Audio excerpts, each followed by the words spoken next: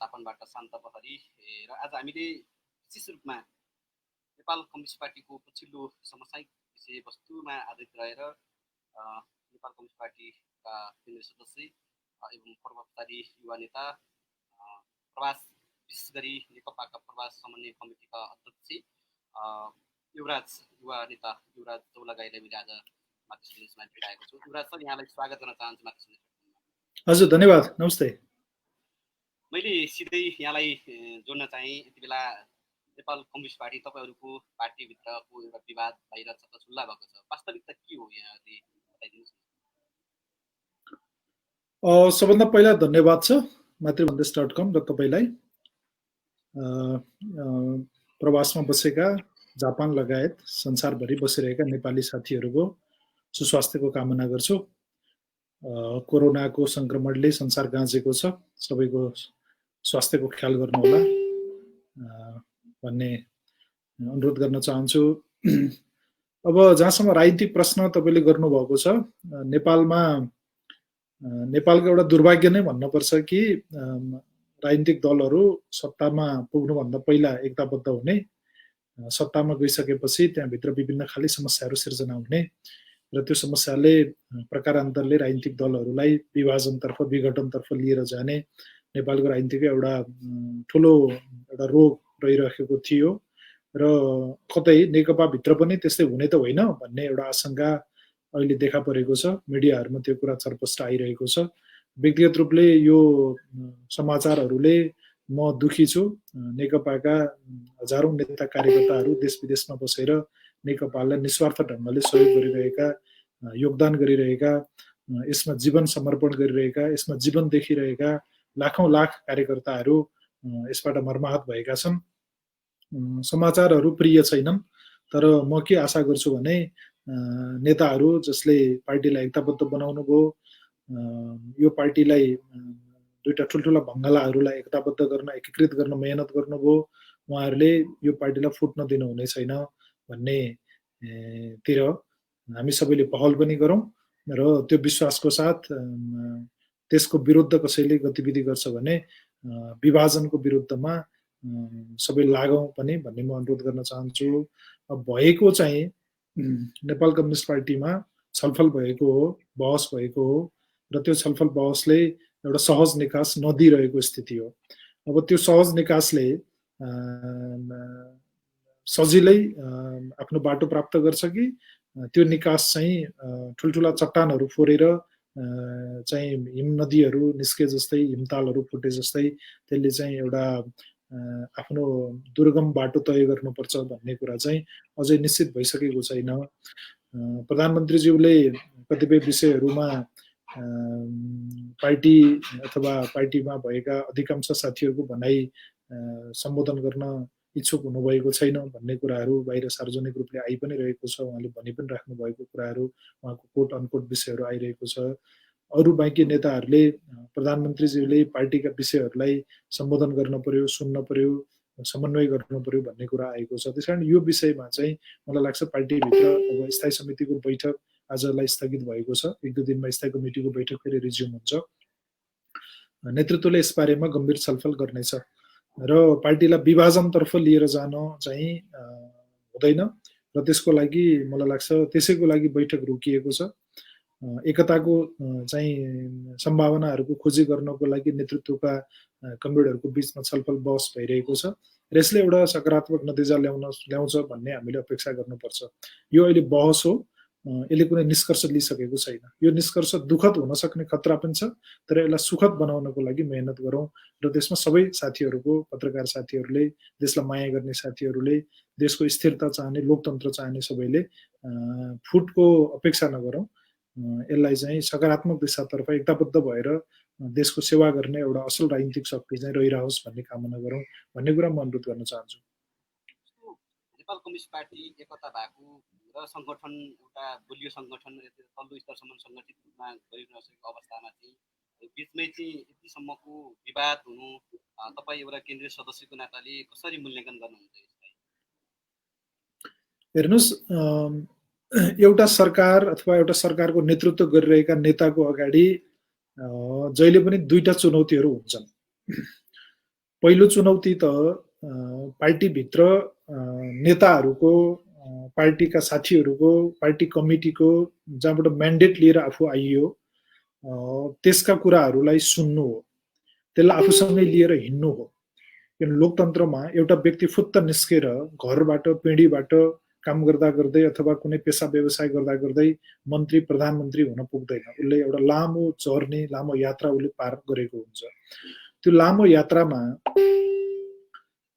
अहिले जो मान्छे प्रधानमन्त्रीको सिटमा आसीन हुन पुग्नु भएको छ, प्रधानमन्त्री केपी ओलीजी, उहाँले पार्टीभित्रका आफूलाई त्यहाँसम्म पुर्याउने पार्टीका विषयहरूलाई, आवाजहरूलाई ठिकसँग सुन्नुभयो कि भएन भन्ने प्रश्न अहिले उठेको हो। त्यसकारण एउटा प्रश्न चाहिँ पार्टीभित्रको आन्तरिक व्यवस्थापनमा, पार्टी र सरकारको बिचको समन्वयमा, खास गरिकन सिनियर नेताहरूको तर्फबाट, सरकारको प्रधानमन्त्रीको तर्फबाट खेल्नुपर्ने भूमिका पर्याप्त भयो त भन्ने प्रश्न एकातिर छ। त्यो प्रश्न मलाई लाग्छ जहिले पनि हुने प्रश्न हो। अर्को प्रश्न भनेको चाहिँ सरकारमा गइसकेपछि सरकारको पार्टी बाहिरका दायित्वहरू छन्। सरकारले देश विदेश सबैतिरका जनताको अथवा शक्तिहरूका बिचमा सन्तुलन, समन्वय, डेलिभरी त्यसले दिनुपर्ने हुन्छ। के अहिलेको नेपालको सरकारले, हामीहरूले त्यसलाई ठिकसँगले त्यो भूमिका निर्वाह गर्न सक्यौँ त भन्ने प्रश्न छ। त्यसकारण यो दुईटा प्रश्न, एउटा पार्टीभित्रको एस्पिरेसनलाई सम्बोधन गर्ने प्रश्न, पार्टी र सरकारलाई समन्वय गर्ने प्रश्न, र अर्को चाहिँ बाहिर सरकारको तर्फबाट बाहिर दिनुपर्ने डेलिभरीको प्रश्न, अथवा आम जनतालाई न्याय दिनुपर्ने, सेवा दिनुपर्ने, विकासको सन्देश दिनुपर्ने, प्रगतिको एउटा अभियान सञ्चालन गर्नुपर्ने, समृद्धिको हामीले जो कुरा गरेका छौँ त्यसलाई व्यवहारमा उतार्नुपर्ने, यो प्रश्नबाट चाहिँ हामी कहाँ छौँ त भन्ने प्रश्न उठ्छ। अब अहिले खास गरिकन प्रधानमन्त्रीज्यूले, केपी ओलीजीले नेतृत्व गरेको सरकारको बारेमा यो दुईटा प्रश्न चाहिँ डेफिनेटली उठेकै हो। तर मलाई के लाग्छ भने यो प्रश्नहरूको चाहिँ न्याय मैत्रीपूर्ण समाधान सम्भव छ। नेकपाको केपी ओली नेतृत्वको सरकारले पार्टी र सरकारको बिचमा राम्रो समन्वय गर्न सकेन। पार्टी र सरकारको बिचमा राम्रो समन्वय नहुनुको पछाडि सरकार बाहेक अरू पनि फ्याक्टरहरू छन् भने त्यसको समीक्षा गर्नुपर्छ। त्यसको चाहिँ कहाँ कसले कति भूमिका निर्वाह गर्न सकियो सकिएन भन्ने बारेमा राम्रो समीक्षा गर्नुपर्छ, ताकि आगामी दिनमा पनि त्यसबाट शिक्षा मिलोस्, ताकि लोकतन्त्रमा एउटा आइडियल स्टेट गभर्मेन्ट र एउटा आइडियल पार्टीको बिचको सम्बन्ध कस्तो हुन्छ त भन्ने कुरा हामी नयाँ ढङ्गले परिभाषित गर्न सकौँ। मलाई लाग्छ त्यो सङ्क्रमणमा हामीहरू छौँ। त्यसकारण चाहिँ जनताको बिचमा डेलिभरी दिने कुरामा र पार्टी र सरकारको बिचमा राम्रो समन्वय गर्ने कुरामा हामीले एउटा नयाँ सन्देश अहिले दिएर जाने कि हामी चाहिँ अब यसबाट अलिकति पछाडि हटेर जाने, हामी जहाँ छौँ त्यही ठिक छ भनेर भन्ने कुरा चाहिँ अहिले हाम्रो बिचमा आएको सबभन्दा अहम प्रश्न हो। यसमा मलाई आइन्स्टाइनको एउटा भनाइ याद आउँछ। आइन्स्टाइनले के भन्नुभएको छ भने जुन धरातलमा समस्या छ त्यही धरातलमा चाहिँ समाधान खोज्नु भनेको मूर्खता मात्रै हो। उहाँले त्यसलाई एक ढङ्गले पागलपन भन्नुहुन्छ, होइन। हामी अहिले जुन धरातलमा छौँ, जुन वैचारिक, जुन राजनीतिक, जुन सङ्गठनात्मक अथवा जुन प्रकारको हामी एउटा बेसिक एउटा फाउन्डेसनमा हामी उभिएका छौँ, त्यो बेसिक फाउन्डेसनको बारेमा हामीले छलफल गर्ने यो एउटा आधार हो। यो बेसिक फाउन्डेसनलाई बदल्नको लागि, किनभने त्यसले सत्यको सम्बोधन गरोस्, किनभने त्यसले समस्याको समाधान दियोस्, त्यो दिशातर्फ चाहिँ हामीले जाने एउटा बडो हाम्रो इच्छाभन्दा विपरीत भए पनि इतिहासले हामीलाई त्यता लान प्रयत्न गरेको छ। त्यसकारण नेपाल कम्युनिस्ट पार्टीले त्यो दिशातर्फ चाहिँ जान हिचकिचाउनु हुँदैन। नेपाल कम्युनिस्ट पार्टी फुट्नु हुँदैन। नेताहरू विशेषका कमी कमजोरी सबैका छन्। कमी कमजोरीहरूको कुरा गर्दा कसैले कसैलाई नेगेटिभ कुराहरू गर्ने कुरा एउटा होला, तर नेताहरू सबैले इतिहासको खास खास कालखण्डमा आफ्नो भूमिका निर्वाह गरेर आउनुभएको छ। हिजो मात्रै 2 वर्ष अगाडि मात्रै पार्टी एकता भएको छ। 2 वर्ष पनि नबितिकन कुनै विचार सिद्धान्तमा कुनै विभेद नभइकन अहिले के आधारमा पार्टी फुटाउने, अहिले के आधारमा जनताको बिचमा जाने?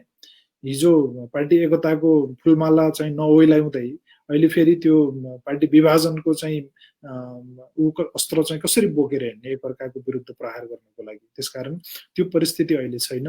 त्यो परिस्थितिमा अहिले नेतृत्व जानु हुँदैन भन्ने कुरातर्फ मेरो चाहिँ सार्वजनिक रूपले अनुरोध रहन्छ। सबै साथीहरूले त्यो दिशातर्फ गतिविधि निर्माण गर्नुपर्छ भन्ने मेरो अनुरोध रहन्छ। मैले यहाँनिर थोरै जोड्न चाहन्छु। जस्तो नेकपा भित्र नै सरकारलाई सहयोग गरेन भन्ने कुराहरू प्रधानमन्त्रीज्यूले पनि खुला रूपमा भन्नुभएको छ। विशेष गरी पार्टीभित्र यस्तो खाले समन्वय, सरकार र पार्टीभित्र समन्वय नहुनुको कारण चाहिँ के हो? खास कुराहरू चाहिँ? सरकार र पार्टी बीचमा राम्रो समन्वय छैन भएन भन्ने कुरा दिनको घाम जत्तिकै छर्लङ्गै भयो। अब यो सत्यलाई हामीले लुकाएर लुक्दैन। समन्वय हुनुको नहुनुको पछाडि के कारण छ भन्ने बारेमा गम्भीरतापूर्वक बसेर समीक्षा गर्न तयार हुनुपर्छ। पार्टीको स्थायी समितिको बैठक बसिरहेको छ प्रधानमन्त्री निवासमा। प्रधानमन्त्रीजीले पर्याप्त समय दिइरहनु भएको देखिँदैन। उहाँले पर्याप्त समय दिनुपर्छ, साथीहरूका कुरा सुन्नुपर्छ। हिजो आफैसँग दुःख गरेर कम्युनिस्ट आन्दोलनमा चाहिँ सारा जीवन समर्पित गरेर लागेका आफूलाई त्यहीँनिर चाहिँ त्योभन्दा बाहेक अर्को ढङ्गले नसोचेका अरू नेताहरूलाई केही पनि होइन भनेर कसैले पनि भन्न मिल्दैन। कतिपय सन्दर्भमा मतहरू नमिलेको हुनसक्छ। त्यो नमिलेको मतलाई एक ठाउँमा बसेर माझामाझ गरेपछि समाधान हुन्छ, अथवा सबै समाधान नभए पनि एउटा अहिलेको समाधान यो हो भनेर एउटा आवधिक खालको समाधान पनि निकाल्न सकिन्छ। त्यहाँदेखि मलाई के लाग्छ भन्दाखेरि चाहिँ कतिपय कार्यशैलीगत प्रश्नहरू छन् जसले चाहिँ गर्दाखेरि मान्छेलाई दम्बी बनाएको छ। सरकार सत्ता सधैँभरि कसैसँग हुँदैन। हिजो पनि कतिपय नेताहरू सत्तामा थिए। नेकपाको एउटा परिस्थिति के छ सबैलाई थाहै छ। के छ भने पार्टीको मुख्य नेतृत्व गरेर आएका अरू नेताहरू पनि अहिले पार्टीमा सक्रिय भूमिकामै हुनुहुन्छ, मुख्य जिम्मेवारीमा हुनुहुन्न। सरकारको नेतृत्व गरेर आएका नेताहरू अहिले सरकारमा हुनुहुन्न, पार्टीको काममा हुनुहुन्छ। त्यसकारण पार्टी यसरी सञ्चालन गर्नुपर्छ भन्ने अनुभव पनि हाम्रा नेताहरूलाई छ जो अहिले सरकारमा हुनुहुन्न। अनि पार्टी यसरी सञ्चालन गर्नुपर्छ भन्ने अनुभव र सरकार यसरी सञ्चालन गर्नुपर्छ भन्ने अनुभव अथवा सुझावहरू आफ्नो जीवन्त अनुभव सहितका सुझावहरू राख्ने नेताहरू हुनुहुन्छ। यसलाई हामीले हाम्रो समस्याको रूपमा लिनु हुँदैन। यसलाई हामीले हाम्रो एउटा ऊर्जाको रूपमा लिनुपर्छ, हाम्रो शक्तिको रूपमा यसलाई लिनुपर्छ। कतै कसैले जो अहिले चाहिँ खास गरिकन प्रधानमन्त्रीज्यूले यो विषयलाई अरू नेताहरूले आफूलाई असहयोग गरेको रूपमा मात्रै लिएर समस्या सिर्जना भएको हो कि कतै पार्टीभित्रका अरू साथीहरूले हिजो चाहिँ सत्ता सञ्चालन गरेका साथीहरूको भनाइलाई अलिकति गम्भीरतापूर्वक लिने कुराको आवश्यकताको उहाँले अझ बढी अनुभूत गर्नुपर्ने हो कि भन्ने जस्तो एकातिर देखिन्छ। अर्कोतिर अहिलेको विशिष्ट परिस्थितिमा पार्टीको तर्फबाट सरकारलाई सहयोग गर्ने परेको कुरामा कतिपय कमी कमजोरीहरू रहेका छन् कि भन्ने कुराको पनि हामी पार्टीभित्र बसेर समीक्षा गर्न सक्छौँ। त्यसकारण चाहिँ समस्या सबैतिर हुन सक्छन्, तर मूल रूपमा समस्या अहिले सरकारको सञ्चालन गरिरहेका पार्टीको मुख्य जिम्मेवारी लिएका प्रधानमन्त्रीज्यूले यो समस्यालाई उहाँले स्वीकार गर्नुपर्छ। त्यो समस्यालाई रूपान्तरण गर्ने दिशामा उहाँले लिएर जानुपर्छ। हामी सबैले उहाँलाई नेता मानेकै छौँ। सिङ्गो पार्टीले इभन अध्यक्ष प्रचण्डदेखि अरू सबै नेताहरूले उहाँ कमरेड केपी ओली जो प्रधानमन्त्री हुनुहुन्छ, उहाँ अहिले नेपाल सरकारको प्रधानमन्त्री, नेपालको प्रधानमन्त्री भए पनि उहाँ नेकपाको एक नम्बरको अध्यक्ष उहाँ हो। उहाँ आफैले पनि भन्नुभएको पार्टीको मर्यादा क्रममा पनि त्यही कुराहरू छ। त्यसो भए हुनाले अब त्यसलाई उहाँले एउटा आफ्नो जिम्मेवारीको रूपमा लिने कि त्यसलाई उहाँले आफ्नो एउटा हैसियतको रूपमा मात्रै लिने, त्यसलाई अरूलाई आदेश दिने एउटा माध्यमको रूपमा लिने कि अरूप्रतिको एउटा जिम्मेवारी बोध गर्नुपर्ने दायित्वको रूपमा लिने भन्ने प्रश्नमा चाहिँ यसरी प्रधानमन्त्रीज्यूले राम्ररी सोच्नुपर्छ भन्ने मलाई लाग्छ। अब त्यसरी नसोच्ने हो भने अब अहिले त कस्तो देखियो भने मुख्य नेतृत्वमा जो हुनुहुन्छ उहाँले नै पार्टी विभाजन गर्ने भएपछि अब हाम्रो नेपालमा एउटा चर्चित उखान छ जो अगुवा त्यही भन्ने सबैलाई थाहै छ, त्यो अरू मैले भन्दिनँ। त्यस्तै भयो भने घरको मुख्य मान्छे नै, मुली नै, सबभन्दा अगाडि हिँड्नुपर्ने मान्छे नै मेरो दायित्व यो होइन भनेर पन्छिने स्थिति चाहिँ सिर्जना हुनु भनेको दुर्भाग्यपूर्ण स्थिति हुन्छ। अहिले नेपाल कम्युनिस्ट पार्टीमा कुनै विचारको अथवा सिद्धान्तको अथवा अन्य कुराको धेरै ठुलो डिफरेन्स परेको छैन। हुन त यो प्रकारान्तरले वैचारिक संगठनात्मक विधि पद्धतिगत कुरा पनि यो हो, तर तत्काललाई जिम्मेवारीहरूको सही ढङ्गले व्यवस्थापन गरेर आफ्नो काम कति ठिक भयो कति भएन भन्ने कुराको उचित समीक्षा यदि नेताहरूले गर्ने हो भने, खास गरी सरकारमा भएका नेताहरूले गर्ने हो भने मलाई लाग्छ समस्याको समाधान हुन्छ। पार्टीमा भएका नेताहरूले पार्टीका हजारौं लाखौं कार्यकर्ताहरूको गुनासोहरू सुझावहरू उहाँहरूले सुन्नुभएको छ, सुन्नु पनि पर्छ। सरकारमा भएका नेताहरूले पार्टीमा भएका नेताहरूको सुझाव गुनासो सुन्दैन पर्छ, किनभने उहाँहरू दैनिक पार्टी काममा हुनुहुन्न। त्यसो भएको हुनाले यो समस्याको समाधान गर्ने भनेको यो समस्याको सिर्जना जहाँबाट भएको छ त्यहीँबाटै, खास गरी मुख्य नेतृत्वबाटै अलिकति रूपान्तरण हुने हो भने मलाई लाग्छ एकताको आधार त्यहीँनिर छ। त्यसको लागि ढिलो भयो भने परिस्थिति बिग्रिन सक्छ। आजसम्म आइपुग्दाखेरि नेपालमा लकडाउनको घोषणा गरेको 103 दिन जति भइसकेको अवस्था छ। जनताको जीवनयापन दैनिक ज्यालादारी गर्ने जनताहरू बेला आफूलाई जस्तो कोरोनाभन्दा पनि भोकमरीको चपेटमा परिएको अवस्था छ नेपालमा। जस्तो अब सर्वसाधारणको लागि सार्वजनिक यातायातदेखि लिएर अन्य केही खुलाएको छैन, तर जस्तो निजी कारहरू बाइकहरू हुनेहरूलाई चाहिँ यति बेला खुलस्त रूपमा चाहिँ हिँड्न दिएको छ। लकडाउनको एउटा जुन अनुभूति नै छैन। त्यो अवस्थामा चाहिँ जस्तो सरकारले सर्वसाधारणको लागि जेलादारी मजदुरको लागि चाहिँ किन नसोचेको, तपाईँलाई के लाग्छ यसको लागि? हेर्नुहोस्, अहिले हामीले जसरी छलफल गरिरहेका छौँ, अब मलाई लाग्छ एउटा छलफलको स्रोत त्यो पनि हो कि लाखौँ लाख श्रमिकहरूको बारेमा, मजदुरहरूको बारेमा, तल परेका जनताको बारेमा कम्युनिस्ट पार्टीको नेतृत्वको सरकारले के कार्यक्रम ल्यायो, त्यसले जनताको बिचमा के कुरा चाहिँ स्थापित गर्न मद्दत गर्यो अहिले पछिल्लो चरणमा भन्ने प्रश्न उठेकै छ। हामी पार्टीभित्र पनि त्यो बारेमा कति छलफल गरिरहेका छौँ, पार्टी त्यसप्रति कति संवेदनशील छ भन्ने प्रश्न उठेकै छ। हिजो त्यो आधारभूत तहको जनता, सबभन्दा पछाडि परेको गरिब, दलित, मजदुर, हली गोठाला, किसान, उनीहरूको बाटमा बसेर उनीहरूकै छोराछोरी नै हौँ हामीहरू सबैजना अहिले जो कम्युनिस्ट पार्टीको नेतृत्वमा हुनुहुन्छ, इभन प्रधानमन्त्रीजी, मन्त्रीज्यूहरू अथवा कम्युनिस्ट पार्टीमा अहिले नेतृत्वमा बसेका हामी धेरै जसो मान्छेहरू एउटा सामान्य ग्रामीण परिवेशबाट आएका मान्छेहरू छौँ। अनि हामी आफै सत्तामा आइसकेपछि एउटा आधारभूत दायित्वको रूपमा आफूले जुन वर्गलाई सङ्गठित गरेर आयो त्यो वर्गको लागि हामीले कति काम गर्यौँ भन्ने प्रश्न डेफिनेटली छ। त्यो प्रश्नको हामीले राम्रो सकारात्मक उत्तर हामीले दिन सकेका छैनौँ। यद्यपि हाम्रो जस्तो देशको अर्थतन्त्रको स्थिति के हो, हाम्रो जस्तो देशमा चाहिँ यो योजनाहरूको निर्माण गर्ने कुरामा यो विदेशी अनुदान लगायतका विभिन्न चिजहरू कति सशर्त छन्, कति त्यसलाई स्वतन्त्र रूपले लागू गर्न सकिन्छ भन्ने बारेमा हामीले छुट्टै छलफल गर्नुपर्छ। तर हामीले जति सक्थ्यौँ एउटा सन्देशको रूपमा भए पनि, एउटा प्रतिबद्धताको रूपमा भए पनि हामीले त्यसो गर्नमा हामीले कमजोरी गरेका छौँ। तपाईँले भने जस्तै नेपाल सरकार अथवा नेपाल कम्युनिस्ट पार्टी आफ्नो वर्गलाई भुल्न खोजिरहेको छ कि यो पार्टीले जुन आधारभूत वर्गले भोट हालेर त्यसलाई जितायो अथवा जसले त्यसलाई अपेक्षाको नजरले हेरिरहेको छ त्यससँग यो भौतिक रूपले टाढा हुन खोजेको छ अथवा त्यसप्रति कुनै न कुनै प्रकारले धोकाधडी गरिरहेको छ भन्ने प्रश्न डेफिनेटली उठेकै छ। मलाई लाग्छ यो प्रश्नले नेकपालाई कमजोर बनाउँदैन। यो प्रश्नमा फर्किएर यो प्रश्नको सही उत्तर दिन सक्दाखेरि नेकपा त फेरि बलियो भएर आउँछ। किनभने हामीले गरिबीको राजनीति गरेको होइन, हामीले गरिबी उन्मूलन गर्ने राजनीति गरेको हो। हामीले गरिबी देशबाट हटाउने, गरिबीको चाहिँ स्थितिमा कोही पनि बस्नु नपरोस् भन्ने कुरालाई सुनिश्चित गर्ने भन्ने कुरा गरेर यत्रो लामो राजनीति गरेका छौँ। हामीलाई यत्रो कम्फर्टेबल अहिले बहुमत छ। देशका स्थानीय तहहरूमध्ये झन्डै 743 मध्ये हामी झन्डै 500-550 स्थानीय तहहरूमा हामीले सरकारको नेतृत्व गर्न पाएका छौँ। प्रदेशहरूमा 7 मध्ये 6 वटा प्रदेशमा हामीले नेतृत्व गरिरहेका छौँ। केन्द्रको सरकार झन्डै 2/3 बहुमतले हामीले नेतृत्व गरेका छौँ। एकल सरकार हामीले सञ्चालन गरिरहेको स्थिति छ। अहिले कुनै पनि बाहिरतिरबाट हामीलाई चाहिँ थ्रेट पनि छैन। वास्तवमा सरकारको बनौटको बारेमा तलदेखि माथिसम्म कुनै पनि थ्रेट छैन। तलदेखि माथिसम्म जुन हार्मोनीको साथ सरकार सञ्चालन हुनु पर्थ्यो, जुन उत्सुकताको साथ पार्टी चाहिँ सञ्चालन हुनु पर्थ्यो, जुन एजेन्डाको साथ पार्टीले आफूलाई सक्रिय राख्न पर्थ्यो, त्यो राख्न त नसकेकै हो। त्यो राख्न नसकेको कुरा नेतृत्वले स्वीकार गर्ने कि अब मेरो बारेमा प्रश्न उठाउने, मलाई तिमीहरूले प्रश्न सोध्ने, मलाई तिमीहरूले चाहिँ अन्यथा ढङ्गले लिने, मैले भनेको नमान्ने भन्ने जस्तो कुरा गर्न हुने भन्ने प्रश्न अहिलेको एकदमै गम्भीर प्रश्नको रूपमा आएको छ। मलाई लाग्छ प्रधानमन्त्रीज्यूले खास गरी यो बारेमा गम्भीरतापूर्वक सोच्नुपर्छ। हामी विगतमा फरक फरक पृष्ठभूमिबाट आए पनि आज नेकपा हामीले निर्माण गरिसकेका छौँ। यो नेकपा निर्माण अरू कसैले होइन, दुईटा अध्यक्ष केपी ओली र प्रचण्ड कमरेडले गर्नुभएको हो। उहाँहरूको यसमा विशेष योगदान छ। अरू बाँकी पङ्क्तिले उहाँहरूलाई सहयोग गरेको हो। त्यसकारण चाहिँ यो जुन स्पिरिट उहाँहरूले हिजो प्रदर्शन गर्नुभएको छ त्यो स्पिरिटमा उहाँहरू आउनुपर्छ। त्यसकारण तपाईँले भने जस्तै नेकपाले अथवा सरकारले शोषित पीडित जनताको, उत्पीडित जनताको, तल परेको जनताको आवाजलाई नसुनेको हो कि भन्ने प्रश्न उठेको छ। यो प्रश्नलाई नेतृत्वले सुन्नुपर्छ।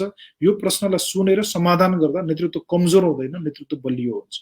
नेतृत्वले मलाई कमजोर बनाउन यो सोचेको छ कि भन्ने ढङ्गले कहीँ त्यो आशंका छ भने त्यो आशंकालाई कसरी निवारण गर्ने भन्ने बारेमा हामीहरू पनि पहल गरिरहेका छौँ। नेतृत्वले पनि त्यस सम्बन्धी विषयलाई ठिकसँगले बुझेर अगाडि बढ्ला। त्यसकारण चाहिँ आधारभूत वर्गको बारेमा हामीले ध्यान दिनुपर्छ र त्यो चाहिँ अलिकति छुटिरहेको छ भन्ने कुरा सत्य कुरा हो। त्यो कुरासँग मेरो समर्थन छ। सरकारको यति बेला नेतृत्व गरेको मन्त्री आफूलाई विवादित रूपमा चाहिँ मुछिएको अवस्था समाचार आइरहेको अवस्था छ। जस्तो तपाईँहरूको पार्टीभित्र चाहिँ छलफलको विषयमा जस्तो विवादित मन्त्रीहरूलाई फेरबदल गर्ने हटाउने कुराहरू र कम्युनिस्ट पार्टीहरूले जस्तो अहिले जनताको माग मार्ने लोकप्रिय कार्यक्रम ल्याउनु पर्ने जनतालाई चाहिँ एउटा राहतदेखि लिएर जनतालाई कसरी महामारीबाट बचाउन सकिने भन्ने कुराहरू यावत कुराहरूमा ध्यान दिनुपर्ने अवस्थामा चाहिँ यति बेला नेतृत्व नै त्यो सरकार कुर्सीको लडाइँमा अलमलिएको अवस्था छ। तपाईँले आफ्नो तर्फबाट जस्तो सुझाव दिनुपर्दा सरकारलाई र तपाईँले गरिराख्नु भएको अहिले पहल कदम युवाहरूले गरिरहेको पहल कदम कस्तो खाले माथिल्लो नेतृत्वले सुनवाई कस्तो खाले हुन्छ? हेर्नुहोस्, अब नेपाल कम्युनिस्ट पार्टीमा हामीले ठुलो कमिटीहरू बनाएका छौँ। केन्द्रीय कमिटीको सङ्ख्या ठुलो छ। रेगुलर केन्द्रीय समितिको बैठक बसिरहेको छैन, त्यसकारण स्थायी समिति र सचिवालयले दैनिक कामहरू गर्ने गरेको छ। हामीले नेतृत्वका कमरेडहरूलाई भेटेको बेलामा सल्लाह सुझावहरू दिने गरेका छौँ। कमिटीको बैठक केही महिना अगाडि मात्रै बसेको थियो, गम्भीरतापूर्वक त्यसमा छलफल भएको छ। त्यसले नेतृत्वलाई मलाई लाग्छ केही महिनाको लागि अत्यन्तै राम्रा सकारात्मक कामको लागि ऊर्जा पनि त्यसले प्रदान गरेको हुनुपर्ने हो। छलफलहरू राम्रै भएका छन् र नेतृत्वलाई तल काम गरिरहेका नेताहरूको तर्फबाट कार्यकर्ताहरूको तर्फबाट असहयोग भएको छ जस्तो मलाई लाग्दैन। सबैले इमान्दारीपूर्वक आफ्नो फिल्डमा काम गर्नुभएको छ। मान्छेहरूका लिमिटेसन कमी कमजोरी भन्ने कुरा हुन सक्छन्, तर पार्टीप्रतिको प्रतिबद्धता नेतृत्वप्रतिको विश्वास चाहिँ तलबाट कमजोर भएको होइन। यो चाहिँ नेतृत्व र नेतृत्वको बिचमा माथिल्लो कमिटीका उच्च पदस्थ नेताहरूको बिचमा जुन ढङ्गको सौहार्दताको हामीले अपेक्षा गरेका थियौँ, जुन ढङ्गको सौहार्दता आवश्यक पनि थियो यत्रो पार्टी यत्रो राज्य सञ्चालन गर्नको लागि, त्यो ढङ्गको सौहार्दता त्यो ढङ्गको अपेक्षा चाहिँ देखिएन। अब जहाँसम्म यो परिस्थितिमा हामीले के सल्लाह दिन्छौँ नेतालाई, के सुझाव दिन्छौँ भन्ने कुरा छलफल अन्तर्क्रियाहरू अहिले भइरहेका छन्।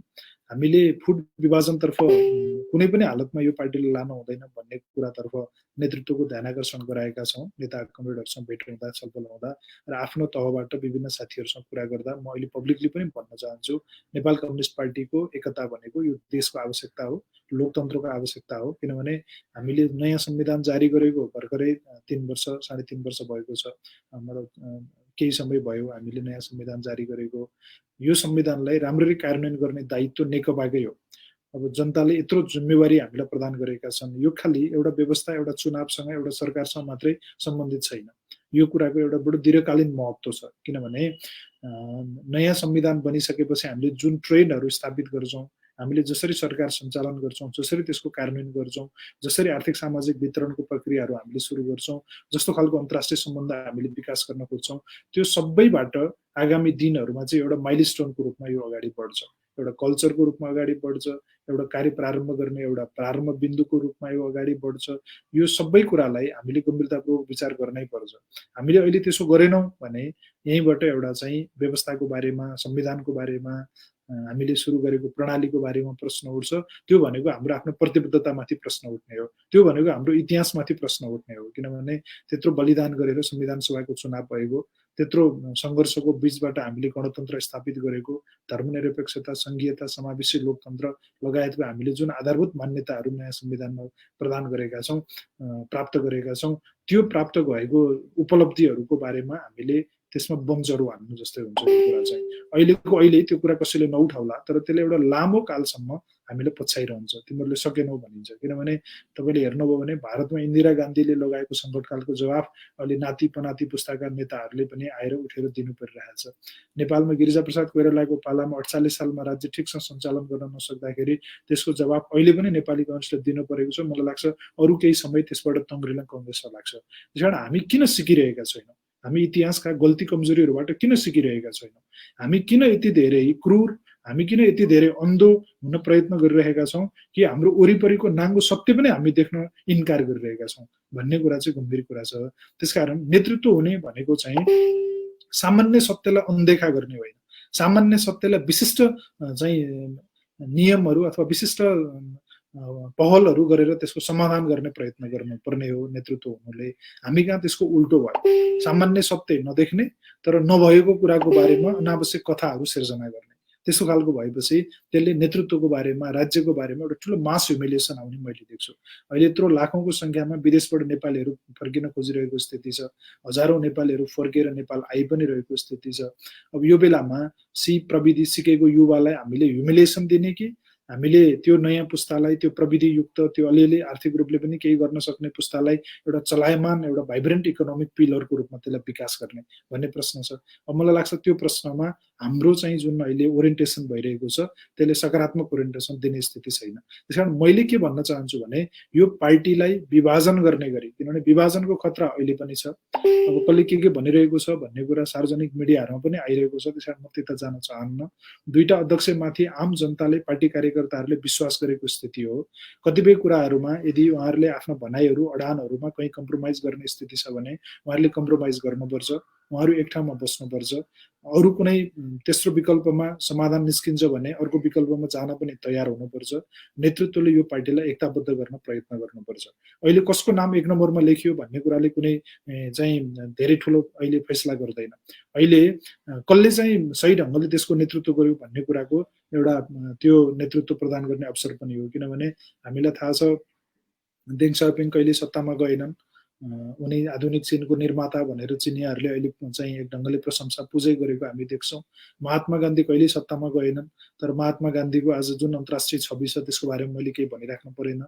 मार्टिन लुथर किङहरू सत्तामा गएनन्, तर उनीहरूको जुन अन्तर्राष्ट्रिय छवि छ अथवा जुन व्यक्तित्व उनीहरूले निर्माण गरे, यस्तो धेरैवटा उदाहरणहरू हामी पाउँछौँ। त्यसकारण चाहिँ राजनीति अथवा समाज सुधारमा, सामाजिक आन्दोलनमा लागेका सबै मान्छेहरूले खास बेलामा जुन ढङ्गले त्याग गरेको हामीले उदाहरणहरू देख्छौँ, त्यो उदाहरणलाई खास बेलामा हाम्रो नेतृत्वको कमरेडरले, मेरो विश्वास चाहिँ अहिलेसम्म के छ भने त्यो उहाँहरूले लिनुहुन्छ। अहिलेसम्म एउटा विश्लेषणको बेला छ, बहसको बेला छ। यो बहसको विश्लेषणको बेलामा नेतृत्वले बहस विश्लेषण गर्नु, त्यसमा सहभागी हुनु, त्यसलाई अस्वाभाविक पनि मान्न हुँदैन।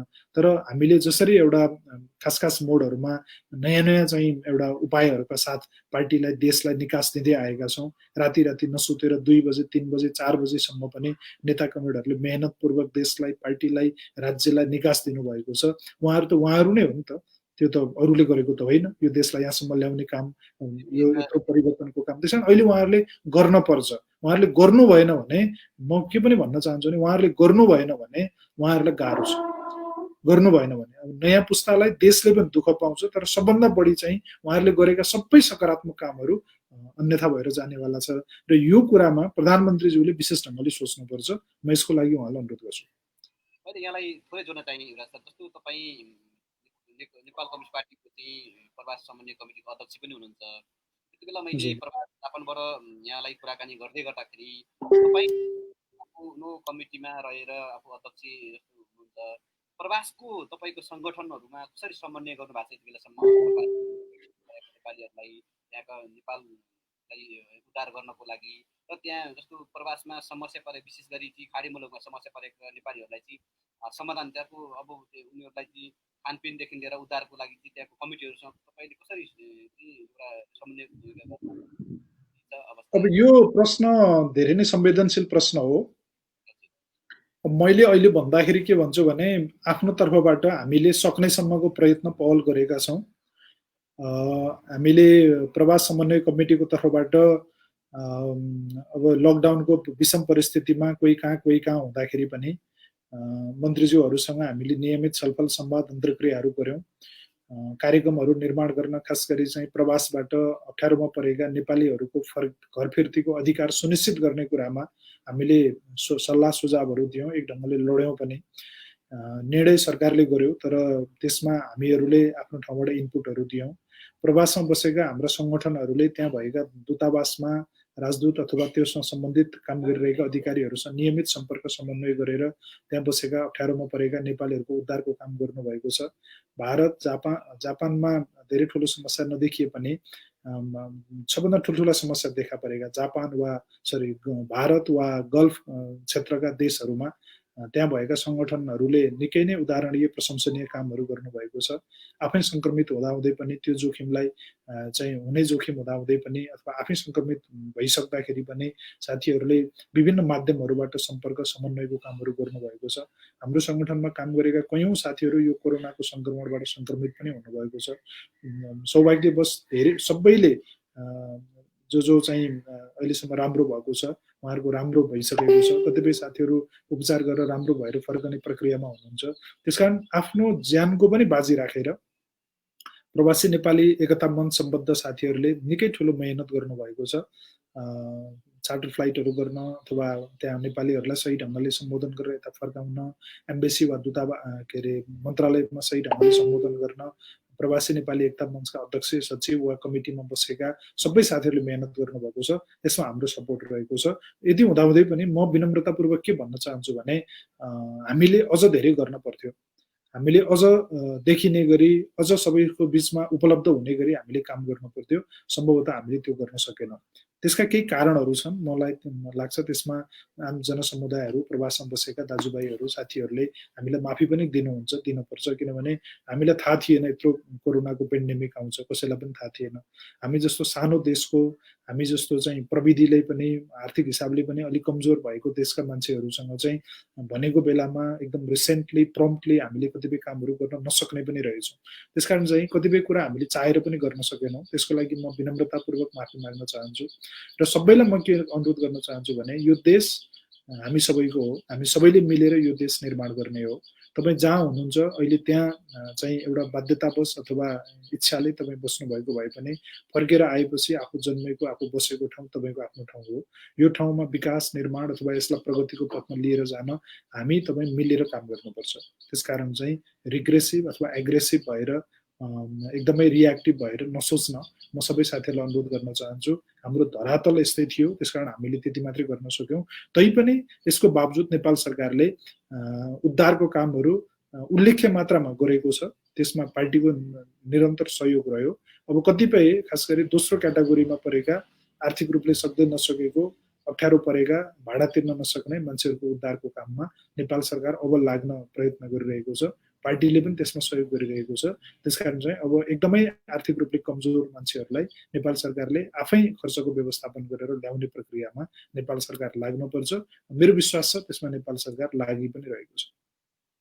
उद्धार गरेको मानिसहरूलाई जस्तो नागरिकहरूलाई पनि नेपालमा उचित व्यवस्थापन भएन भन्ने कुराहरू बाहिर आएको छ। खासमा के छ यसको व्यवस्थापन तपाईँले सम्बन्धी गर्नुभएको छ सरकारसँग? फर्केकाको कुरा गर्नुभयो? फर्केकाहरूको नेपालमा पनि र अहिले उचित व्यवस्थापन छैन होइन, अलिक कमजोर त्यहाँको बस्ने ठाउँदेखि लिएर होइन, जस्तो अहिले गाडीको अस्ति एउटा न्युज पनि आएको थियो। तपाईँको आवाज अलिक मैले राम्रो सुनिरहेको छैन। जस्तो एउटा सर मैले थोरै जोड्न चाहेँ उद्धारको विषयमा हजुर, भरि नै दुबईबाट आएको जस्तो मानिसहरूलाई गर्भवती महिलाहरू खालि समाचार आइरहँदाखेरि तपाईँहरूले चाहिँ यस्तो पहल कदमी र सरकारलाई एउटा खालि यसो गर्न अलि समन्वयको रूपमा कस्तो गर्नुभएको छ? अब त्यो कुरा चाहिँ मैले पनि सुनेको छु। खास गरिकन विदेशबाट फर्केर आएका नेपालीहरूको अलिकति समन्वयात्मक हिसाबले व्यवस्थापनमा कतिपय कमजोरीहरू रह्यो भन्ने कुरा सुनिएको छ। त्यो कुरा हुन सक्छ। नेपाल सरकारले नियतवश अथवा कसैले त्यसलाई दुःख दिने नियतले गरेको कुरा हामीले मानव अधिकारका आधारभूत विषयहरूलाई पनि सम्बोधन गर्न चाहिँ नसकिने गरिकन हाम्रा कतिपय कामहरू भए भन्ने कुराहरू मिडियाहरूमा पनि आएको छ। कतिपय व्यक्तिहरूले उठाइ पनि राख्नु भएको छ। यसलाई राज्यको सामर्थ्यसँग पनि जोडौँ। यस्ता विषयहरूले पनि अहिले हामी छलफल बहसलाई अलिकति अर्कोतिर लिएर गइरहेको छ भन्ने कुरातर्फ पनि म अनुरोध गर्न चाहन्छु। छलफल बहस चाहिँ जनताको यो एस्पिरेसन कसरी किन सम्बोधन भएन भन्ने कुराहरूबाट पनि कहीँ न कहीँ त्यसले नेकपाभित्रको छलफल बहसलाई ट्रिगर अप गरेको छ। बाहिर भएका अथवा बाहिरबाट नेपाल आइसकेका नेपालीहरूलाई दूतावासहरूले पनि अझ व्यवस्थित ढङ्गले उनीहरूको हेरचाह गर्ने कुरामा अलि केही न केही कमी कमजोरी भएको भन्ने कुराहरू मैले सुनेको छु। दूतावासहरूलाई ठिकसँग परिचालन गर्न सकिएन कि भन्ने प्रश्नहरू उठेका छन्। अब मलाई लाग्छ दूतावासहरूले जनशक्ति अथवा अन्य प्राविधिक कारणहरू कतिपयले उहाँहरूले गर्न सक्ने त गर्नुभएको छ, तर त्यो पर्याप्त भएन भन्ने कुरासँग थोर बहुत म पनि सहमत छु। नेपाल आइसकेपछि नेपालीहरू जो फर्केर आउनुभयो कोरोनाको यो कहरको बिचमा नेपाल सरकारले व्यवस्थापन गरेका फ्लाइटहरूबाट फर्केर आउनुभयो, त्यो नेपालीहरूको चाहिँ अझ राम्रो सही ढङ्गले उद्धार चाहिँ मतलब व्यवस्थापन चाहिँ हुन सकेन भन्ने प्रश्नहरू आयो। अब क्वारेन्टाइनमा बलात्कार भएका कुराहरू पनि आए, सुत्केरी महिलाहरूले खाना खान नपाएका समस्याहरू परेका कुराहरू पनि आए, गर्भवती महिलाहरूलाई एयरपोर्टमा अथवा अन्य ठाउँहरूमा हेभी वेटहरू लिफ्टिङ गर्न कसैले सहयोग नगरेको, घरसम्म जान पनि अप्ठ्यारो परेको आदि इत्यादि कुराहरू पनि आए। त्यस कारण यी कुराहरू हामीले सुन्यौँ। अब यो चाहिँ हाम्रो अलिकति माइक्रो म्यानेजमेन्ट लेभलमा हामीले अझै पनि क्षमता विकास गर्न, वृद्धि गर्न बाँकी रहेछ भन्ने रूपबाट पनि यसलाई एकातिर लिनुपर्छ। अर्कोतिर यस्तो अप्ठ्यारोमा कतिपय ठुला कुराहरू चाहिँ राज्यले व्यवस्थापन गर्ने प्रयत्न गर्दाखेरि साना कुराहरू छुटेको अर्थमा पनि यसलाई लिनुपर्छ भन्ने मलाई लाग्छ। त्यसकारण यसलाई चाहिँ धेरै ठुलो विषय बनाउने भन्दा पनि नेपाल सरकारले यसबाट सिक्ने र फर्केर आइसकेका दाजुभाइ दिदीबहिनीहरूले यसलाई सकारात्मक अर्थमा आफ्नो स्थानीय तहहरू अथवा सरकारी निकायहरू मार्फत यसरी यसलाई अझ बढी समृद्ध गर्नु पर्यो है भन्ने कुरा उहाँले लिखित अथवा मौखिक रूपमा सम्बन्धित निकायहरूमा सुझाव दिएर यो कुरालाई मैत्रीपूर्ण तरिकाले हल गर्न सकिन्छ, हल गर्नुपर्छ भन्ने लाग्छ। किनभने कोरोना यो वा त्यो विरुद्ध होइन, सरकार विरोधी, सरकार पक्ष प्रतिपक्ष, सरकार अथवा भित्र भएको बाहिर भएको भन्ने छैन। यो जसलाई पनि कोरोना लाग्न सक्छ। त्यसकारण चाहिँ यसलाई चाहिँ हामी सबैको मानवताको विरुद्धको एउटा चुनौतीको रूपमा लिएर अब दुःख भोगेकाहरूले अब बाँकी मान्छेले दुःख भोग्नु नपरोस् भन्ने ढङ्गले सोचेर सबैलाई सरसल्लाह दिन चाहिँ आवश्यक छ। बरु त्यस्तो साथीहरूले अलि सक्रियतापूर्वक आफ्नो अनुभवहरू बाँड्नुहोस्, सरकारी निकायहरूमा पनि बाँड्नुहोस् र सरकार पनि त्यसको लागि तयार हुनुपर्छ। सरकार त्यसको लागि तयारै भएन भने त्यसपछि त्यसको बारेमा फेरि टिप्पणी गराउन। अहिले चाहिँ यो प्रारम्भिक तहमा छ जस्तो गर्दै यहाँलाई फेरि रोक्न चाहिँ जस्तो अब नेकपा र सरकार बीचको तालमेल अहिले म जाँदै अन्तिममा यहाँलाई एउटा छोटो प्रश्न गर्न चाहन्छु। हामी समय पनि अन्तिम चरणमा छौँ। सरकार र पार्टी बीचको तालमेल अब कसरी चाहिँ समाधान हुन्छ यसको विवादको विषय र अबको यो समाधानको उपाय के हुन सक्छ, यहाँको सुझाव सहितको हामी अन्तिममा अब अन्तिम चरणमा छौँ। अब मैले अघि पनि भने थोरै नेकपाभित्र यो विवाद देखा पर्नु दुर्भाग्यपूर्ण छ। यो विवाद अब भित्र अट्न नसकेर बाहिर छताछुल्ल भइ पनि सकेको छ। अब यसलाई कसरी व्यवस्थापन गर्ने भन्ने कुरा केवल नेकपाको मात्रै कुरा नभएर लोकतन्त्रको, संविधानको, व्यवस्थाको पनि पक्ष वा विपक्षको हित वा अहितको कुराको रूपमा त्यो आइसकेको छ। त्यो कुरा मैले अहिले पनि भनिसकेको छु। त्यसकारण चाहिँ यसलाई एउटा ब्रोडर स्पेक्ट्रममा, एउटा ठुलो एरियामा यसलाई हेर्न पर्छ। नेताहरूले त्यसलाई त्यसरी पनि हेर्नु भएको छ कि छैन भन्ने कुरा चाहिँ एउटा विषयको रूपमा, प्रश्नको रूपमा अहिले पनि रहेको छ। मलाई लाग्छ नेकपा भित्रको विवादको सबभन्दा सरल समाधान भनेको सरकार र पार्टीको बीचमा सौहार्दताको विकास गर्ने हो। त्यसको लागि प्रधानमन्त्रीज्यूले पार्टीलाई विश्वास दिलाउने हो। पार्टीको नेतृत्व गर्ने वातावरण निर्माण गर्न अर्को कार्यकारी अध्यक्षलाई उहाँले चाहिँ त्यो अनुसारको वातावरण निर्माण गर्ने हो र पार्टीभित्र भएका सबै नेताहरूको सम्मानजनक भूमिका निर्माण गर्ने हो। पार्टी र सरकारको बीचमा समन्वय राम्रो विकसित गर्न र जनताको बीचमा एउटा राम्रो मेसेज दिन, यो दुईटै कुरामा नेपाल सरकारको अहिलेको प्रधानमन्त्रीज्यू कहीँ न कहीँ चुक्नु भएको हामी देख्छौँ। त्यसकारण मूल दायित्व प्रधानमन्त्रीजीको नै छ। प्रधानमन्त्रीजीले चाहनुभयो भने यो पार्टी एकताबद्ध हुन्छ। प्रधानमन्त्रीजीले चाहनुभयो भने यो पार्टीमा समस्याहरूको समाधान हुन्छ। प्रधानमन्त्रीजीले चाहनु भएन भने यो पार्टी फुट्छ। त्यसकारण यो पार्टीको एकता वा विभाजनको मूल जिम्मेवार चाहिँ मेरो विचारमा अहिले आएर हेर्दाखेरि त्यो चाहिँ प्रधानमन्त्रीज्यूको कदममा यो कुरा निर्भर हुन जाने देखिन्छ। यत्रो ठुलो जिम्मेवारी निर्वाह गरेर आएको हाम्रो पार्टीको अहिलेको अध्यक्ष प्रधानमन्त्रीजीले पार्टीभित्रको यो समस्यालाई समाधान गरेर जान उदात्तता देखाउनुहुन्छ भन्ने मलाई लाग्छ। यसमा यदि अर्को कुनै तेस्रो विकल्पहरूबाट पनि समस्याको समाधान निस्किन्छ भने पनि प्रधानमन्त्री अथवा चाहिँ अहिले सङ्घर्षरत अर्को पक्षले पनि समस्याहरूको चाहिँ समाधान गर्न अरू विकल्पहरू उपयुक्त हुन सक्छन् भने त्यसमा गएर भए पनि पार्टीको एकतालाई बचाउनुपर्छ। तर एकता र रूपान्तरण अहिले नेकपाको आवश्यकता हो। पार्टी एकताबद्ध हुनुपर्छ, तर पार्टी चाहिँ यत्तिकै भद्रगोल स्थितिमा भन्दा पनि रूपान्तरित स्थितिमा पार्टी चल्नुपर्छ। अब हामीले भनेको दुईटा अध्यक्षको बीचको सर्वसम्मत विधिलाई हामीले 2 वर्ष 2.5 वर्षसम्म हामीले सञ्चालन गर्दै आयौँ। तर यो सर्वसम्मत हुन सकेन भने फेरि बहुमतीय प्रक्रियाबाट पनि जान सक्ने भन्ने कुरा हामीले विधानमा व्यवस्था पनि गरेका छौँ। सर्वसम्मत हुन सकेन भने, दुईटा अध्यक्षको बीचमा सर्वसम्मत हुन सकेन भने पार्टीले गरेको निर्णय अथवा पार्टीको बहुसंख्यक साथीहरूले गरेको निर्णय सबैले मान्नुपर्छ। त्यो निर्णयलाई अहिले कोही अल्पमतमा पर्यो भने उहाँको कुरा अहिले पार्टीमा सुरक्षित हुन सक्छ। त्यो कुरा भोलि उपयुक्त समयमा फेरि पार्टीमा रिभाइभ भएर स्थापित भएर आउन पनि सक्छ। अहिलेको प्रधानमन्त्रीज्यू पूर्व पार्टीमा उहाँ पटक पटक अल्पमतमा परेर आउनुभएको छ, पटक पटक पछारिएर फेरि उठेर आउनुभएको छ, पटक पटक अन्तर सङ्घर्षहरूमा विजय मात्रै हासिल गर्नु भएको छैन, पराजय पनि हासिल गर्नु भएको छ। त्यहाँ मलाई लाग्छ उहाँले यो कुरा राम्ररी बुझ्नु भएको छ। त्यहाँ पार्टी विभाजनतर्फ लैजानु हुन्न र पार्टीलाई एकताबद्ध राख्न प्रधानमन्त्रीज्यूको पहलमा भर पर्छ। त्यसकारण अन्त्यमा मैले ठोस रूपमा भन्न चाहेको कुरा के हो भने पार्टी सर्वसम्मत रूपमा उहाँहरू दुईटा अध्यक्ष अथवा शीर्ष नेताहरूको बीचमा सचिवालयको तहमा समन्वय गरेर एउटा निष्कर्ष निकाल्ने एउटा उपाय त्यो हो। उहाँहरूले जे गर्नुहुन्छ त्यो हामीले मान्दै आएका छौँ, हामी सिङ्गो पार्टीले मान्छौँ। त्यसलाई मैले पद छोड्नुपर्छ, मन्त्रीज्यूहरूले पद छोड्नुपर्छ, मुख्यमन्त्रीहरूले पद छोड्नुपर्छ अथवा जसले जे पद छोड्नुपर्छ हामी सबै छोड्न तयार, त्यो हामी सबैले भनेका छौँ। यो पार्टीको एकता बचाइराख्नको लागि पहिलो काम दुईटा अध्यक्षको बीचमा सहमति होस्, जे सहमति हुन्छ हामी त्यो मान्न तयार। सहमति हुन सकेन, तेस्रो कुनै कुरा निस्किन्छ भनेदेखि तेस्रो कुरा मतलब दुईटा अध्यक्षका दुईटा अडानहरूको बीचमा चाहिँ कुरा मिल्दैन र तेस्रो कुनै सम्भावना निस्किन्छ भने तेस्रो सम्भावनाको खोजी गरेर उहाँहरूले ल्याउनुहोस्, त्यो पनि हामी मान्न तयार। दोस्रो कुरा। तेस्रो कुरा चाहिँ हुँदैन कुनै तरिका, दुईटै तरिका हुँदैन भने पार्टीले गरेको निर्णय सबैले मान्नुपर्छ।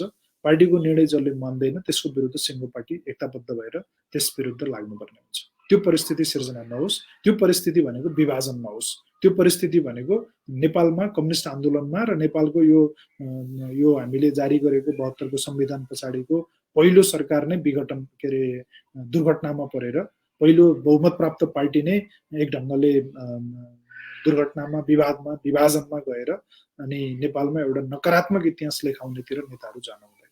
यसले नेपालको कम्युनिस्ट आन्दोलनलाई ठुलो क्षति गर्छ, यसले नेपालको लोकतन्त्रलाई क्षति गर्छ, व्यवस्थालाई क्षति गर्छ, संविधानलाई क्षति गर्छ, नेपालको बाह्य व्यक्तित्वलाई क्षति गर्छ। त्यसकारण अहिले यस्तो दिशातर्फ विभाजनको दिशातर्फ नेताहरू जानु हुँदैन। यसमा सबै नेताहरूले खास गरी पार्टीको अध्यक्ष र प्रधानमन्त्रीजीले जिम्मेवारीको हिसाबले उहाँले बढी सोच्नुपर्छ भन्ने मलाई लाग्छ।